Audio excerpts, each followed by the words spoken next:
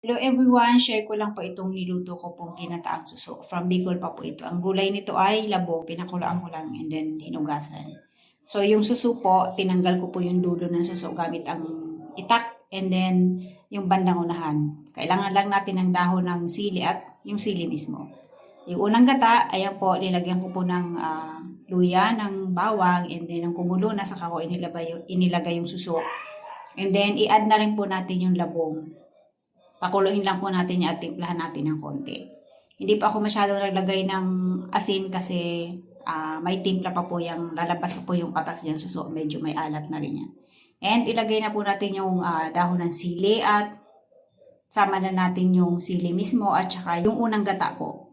Pakuluan lang natin ng mahinang apoy at ilagay natin ng sibuyas and a few minutes later, ito na po yung ating ginataang suso. Thank you very much for watching, giving reaction, comments, and for sharing. Kain tayo!